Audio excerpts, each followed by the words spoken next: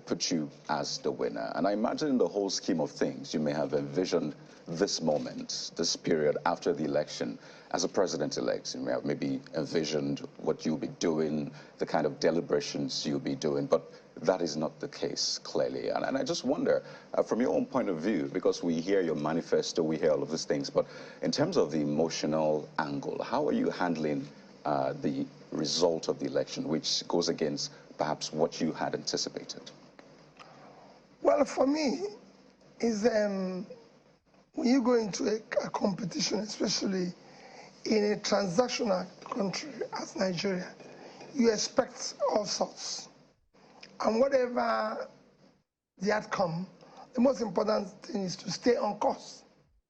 And for me, I'm on course on this because we've seen probably what I consider the worst election in our recent history because of the electoral law of 2022, which gave so much hope, and the huge expenditure we put into technology. You know what it means, spending over $1 billion, 400-something billion.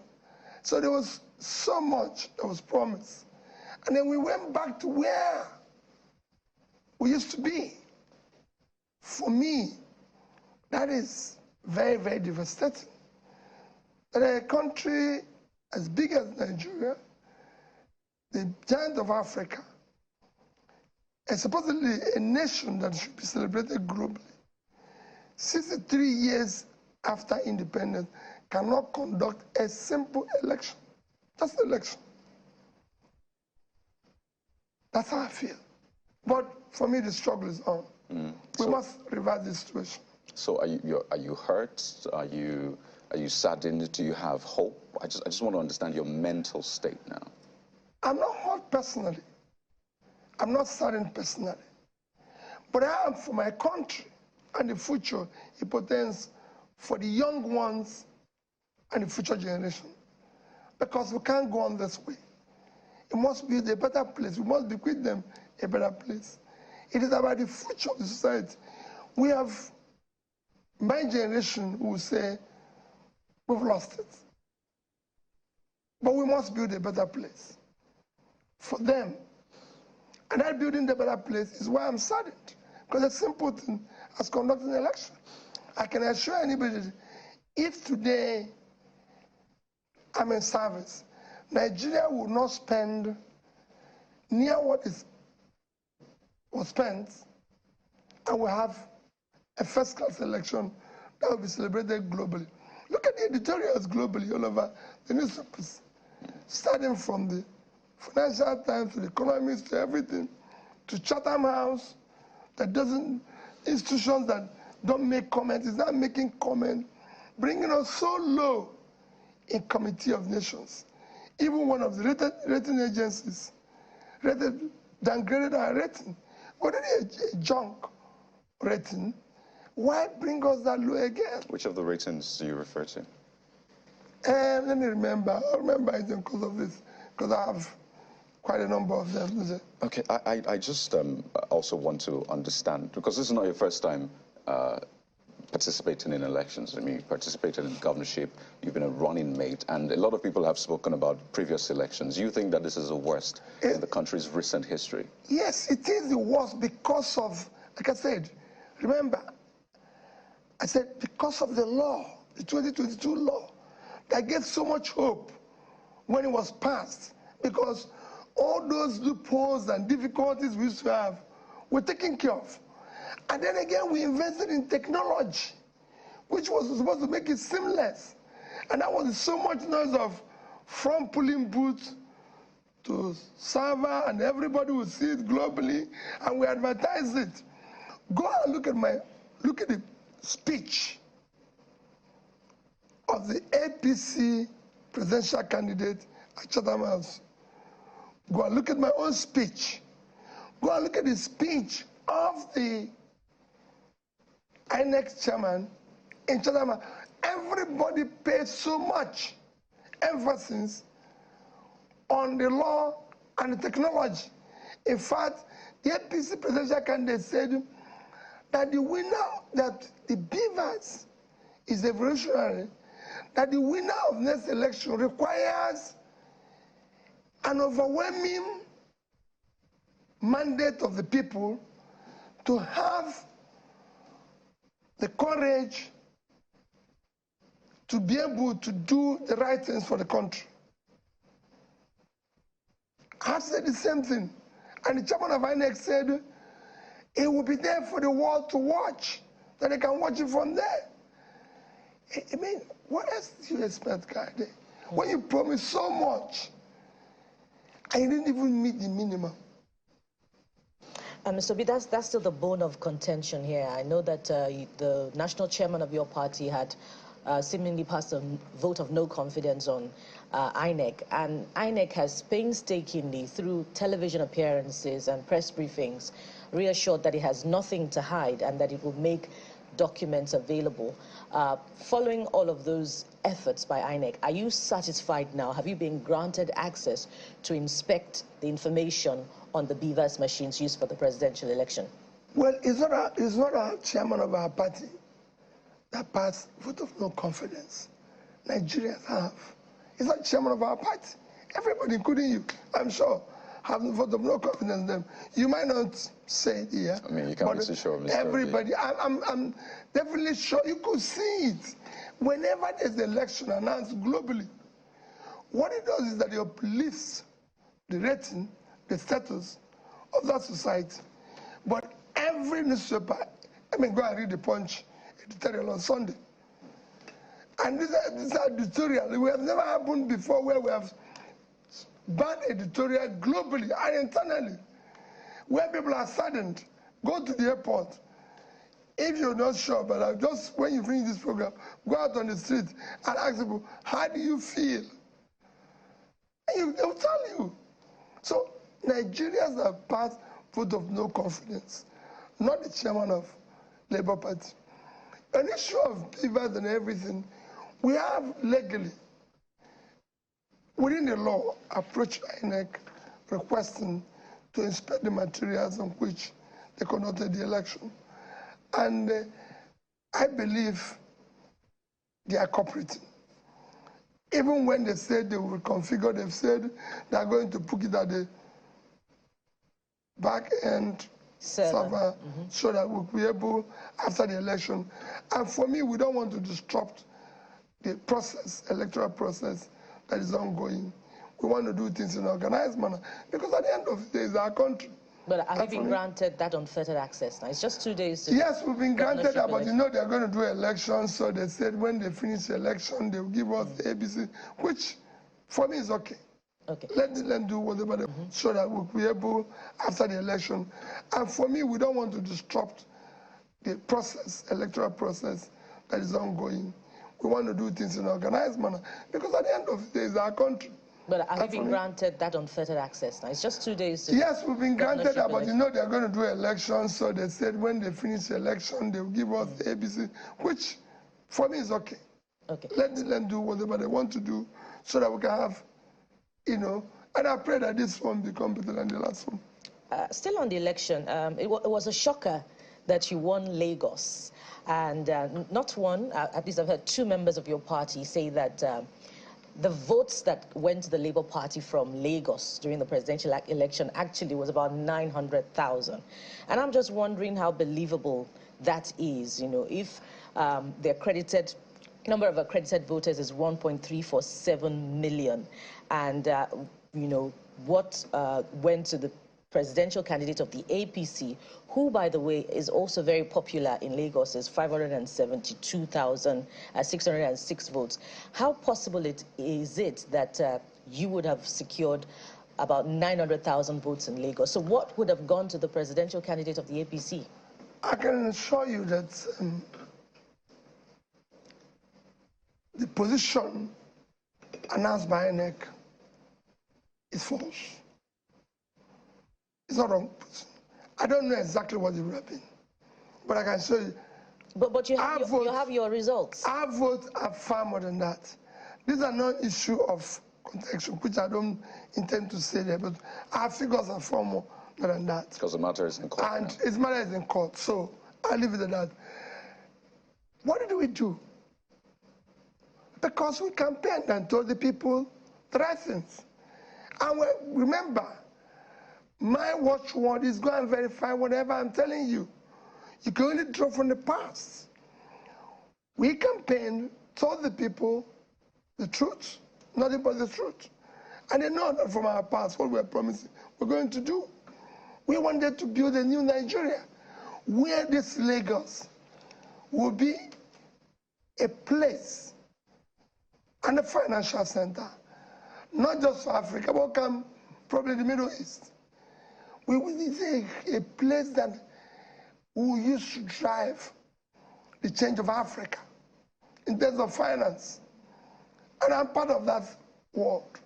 And the same thing is what we have done all over Nigeria.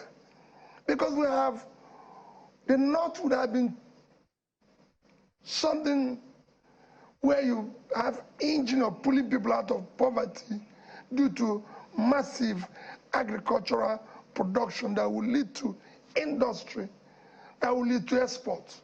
The East would have been a place, you can say, also of industries, I imagine, exporting also products, again, through the Port Harcourt, Akwa Ibom, Warriors, and you're doing the same thing here in Lagos. This country can be turned around as quickly as possible and become something everybody will wish to celebrate. I just wanted to be sure. I mean, your lawyers met with INEC some days ago, yes, and the INEC chairman made that statement that there's nothing to hide. Has that changed the position, perhaps the trust? Because time and again, we saw the joint press conference after the election. Your party, the PDP, and I think the ADC had that joint conference. The chairman, you've said time and again that you don't trust this process. So that meeting, that was the initial. Do you now trust INEC? That was when we were starting it. If somebody had pronounced this what they pronounced, there's no way the trust evaporated. But they're not dealing with the lawyers. We are dealing with the lawyers. I don't go to INEC any longer.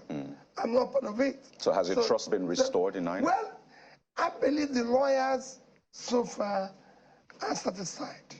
And if they are, like I said, the case is not in court.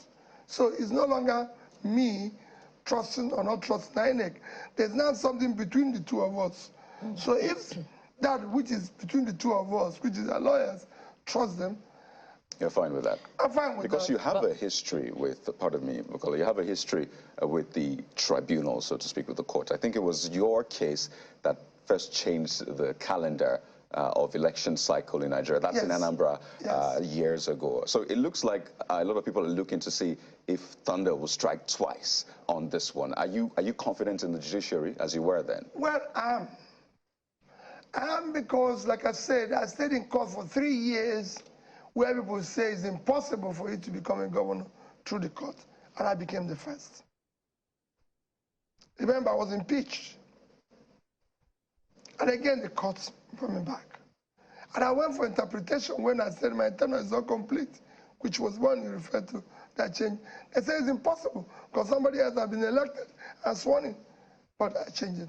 So if you go through that, I've been going to courts, several of them, and I've not had any cause to doubt the courts. But I can tell you, I believe Nigeria have the best, one of the best judiciary globally. It is we politicians that are trying to, because of our transnational nature, is trying to ensure that everywhere is corrupted. And that I wish the judiciary can start reversing. Even with this case, they are seeing globally what is happening. Globally. People go everywhere in the world and they ask, what happened with Nigeria in the election? Africans are surprised. The giant of Africa can no longer deliver, just election. We're not talking about something great. It's just election. Ghana will soon have election. Without beavers, without everything. It will be seamless, peaceful. You'll see it come very soon. So what is wrong with us? Well, Ghana is, I mean, in terms of population, in terms of the sheer size of what they have to handle, I'm just saying I don't know if that's a comparison. It's okay to learn and, compare notes, but I don't know if that's a fair comparison. Just quickly. But just before you go ahead with that point, I just want to follow up on your confidence in the judiciary. Is it against all odds, to the effect that, there's a diminishing trust quotient, particularly in the Supreme Court, following court verdicts on certain governorship elections in the country? So are you still confident regardless of all of these factors? I don't go anywhere referring how the other people were treated. Irrespective of their controversial judgments recently, I have confidence that they know the country is collapsing. They know they have to help to build a better place for their children. And kind Ghana, if you're talking about Ghana being much more... If it's fair to compare Ghana with Nigeria. India is the biggest and the most populous democratic country. India in my last count, have, I think, 912 or 900 plus registered voters, which is about 10 times that size of Nigeria. And India election participation, electoral process, is about 67%. 67% kind is about, again, above 600 million, I think about 611. If you divide that by 24 million, it's 25 times. Yet, the issue of, call it, problems associated with it is not more than 5%. So, it is a Nigerian problem. Indonesia, Brazil are all bigger in population. They too have challenges, but minus or plus 5%. And it's resolved very quickly. People can see it. What we are saying here is that we had a technology which we paid and advertised so much. How do you feel that your advertising channel is going to be great, things are going to work in channel and everything, and on the day channel is supposed to unveil it, channel now comes out and say, well, listen, we didn't know, or this is fine. Let's not go there. Well, let's go to Abuja now. My colleagues are waiting with more questions. Over to you guys. Yeah, thank you, Kaide, and good morning. Good to see you, Mr. Peter Obi. Well, let's start. Let me just get your perspective on this. What is the current position of the matter you're pursuing? Because, yes, you have spoken about what you like to see in the long run, or what you would have loved to see with the process. What kind of feedback do you have from your lawyers now concerning how the matter is progressing? Is INEC complying with the decisions as handed out by the courts? For me, it's the lawyers that will answer accurately about this. Like I said, there's not something between INEC and myself and the party. So, from what they've said so far to me, they say they are working with them. I will not say, well, yes or no.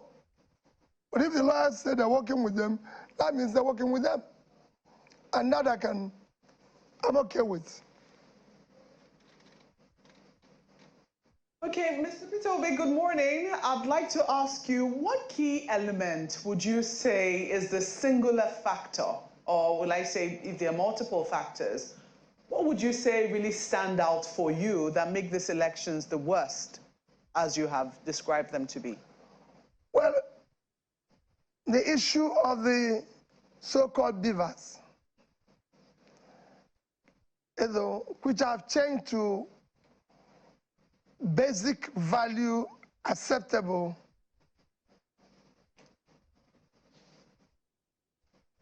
So, you have promised that you're going to conduct an election through a particular process.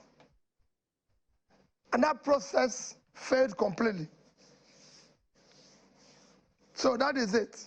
So Accurate in effect, to say that the beavers failed completely. The Would that be server- accurate, considering the fact that, the server you which know, we were for told, accreditation, no, the server, the beavers okay, worked, it was okay, to take the pictures. Okay, maybe not completely, but it failed on the most critical aspect of the beavers. You know, it failed on, it's like a situation where you've been promised this fantastic 3-course meal, and you came in with a little starter, waiting for the main meal, and they carried it away. So you can't say you have been fed, because the main thing was that going from the pulling unit to the server. That is the main meal. So they took away the main meal and said, okay, the beavers have worked, because so you can't walk out and say the meal was fantastic, because after all, they gave me the little starter, and then the main meal was not served. And That's the IREV. that's it. The main thing was not there. Nobody, even in my village, where people are not sophisticated, not educated, they were all glued to one place waiting to see the result coming in through, like they told us that everybody will be seeing it. I'm sure you didn't see it, my sister. They said it failed. That's the IREV. The IREV is separate from the beavers. The beavers accredits people, and then it's supposed to take a picture and upload it to the IREV. The IREV did not work on that day. Yes, me and you know the difference between all this. For the average Nigerian, that is all included. And I want to speak to the average Nigerian. What they've showed us, whether it's IRF, whether it's the IRA, what they told us is the beavers is from this to this. We are promised this sumptuous meal, and we just had a serve of the starter, and they disappeared with the rest of the food. So we didn't. That is the worst lunch we have had. I've had to make that clarification, because you know that the beavers is also going to be used again in this governorship elections, and a lot of people might be imagining that that exactly was the instrument of fraud, and maybe might be reluctant to use it or might be reluctant to come out. But the IREV was, you know, where people are what already didn't work, reluctant. and I'm very happy for how you have. Thank you. How you described it. But, you know, moving beyond that, might not come out. You know, we're pushing them now. Yes, we're begging them to have faith and come out. Exactly. So I know as a result of that, you've been going around a number of states. I mean, you've given speeches, you've done a few thank you visits around a number of states to thank your supporters for their votes on the day of the presidential election. And I think yesterday you were in Jos, in Plateau State. I don't know where you're going next. I don't even know how you're doing it, because you were in Jos and now you're in a different location entirely. I'm wondering, what state would you be really keeping an eye on for your governorship candidates? Because some people within your party are saying, yes, we voted you because of your capacity and your competence, but we're not going to blindly vote Labour Party, you know, top to bottom in all cases if we're not confident about the candidates that your party is fielding. How are you going to persuade such people to, you know, continue to support the Labour Party and understand party politics, as the case might be? Let me tell you, I support the obedience. Please do not vote blindly. We have a country, and we have a problem, and we need to deal with it.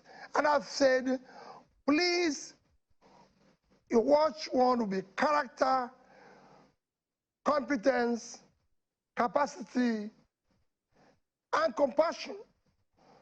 The country needs to see competent people in position to serve. So do not vote blindly.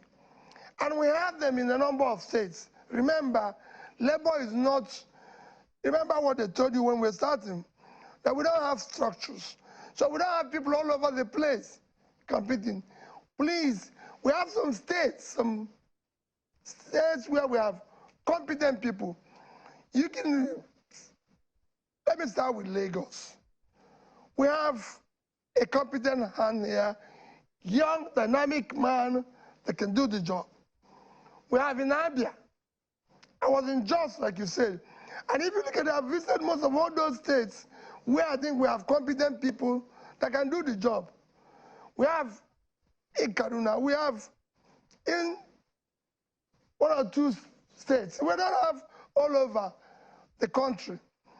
Out of the 10 states, 30 states or so, that is 28 states where the election for governorship is coming up on the 18th. I think probably we have about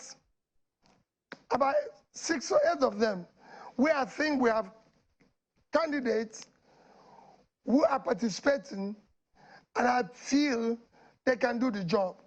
I remember we have said that anybody that is elected on Labour Party, we're not going to sit back. We're going to ensure that it follows our tradition, our culture, and our performance indices in developing. So we have candidates across. In the Southeast, we have in Enugu, we have in Abia, South, we have in Delta, Southwest, we have in Lagos, in North Central, of course, mentioned Jos and others. So all I said to you, vote where we have competent, qualified people that can do the job. And in other areas, please do the same thing and ensure that the right things are done. Well, just one more thing from here. I mean, you ran a campaign that a lot of people didn't give yourself and your team a chance. People kept talking about the structures. Now, quite a number of them tell us they're thinking differently. Your campaign, the way it all came across, many like to see things go differently. But just to get your mindset on this, what is it that you like to see? I mean, you've spoken about you expect them to come out this Saturday and vote, expectations from INEC as well, also there as well. What immediate change would you like to see done? Because the Electoral Act didn't highlight certain things. They may have been in the guidelines which could change. I know that some persons had gone to court about the BVA, I beg your pardon, about the voter cards, them using the slip and not necessarily limiting everybody to the permanent voter card.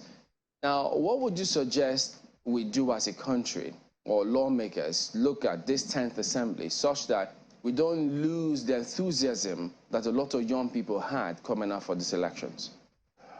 Well, Chamberlain, I don't know what I can tell you that I would say there needs to be done in the immediate or what is expected.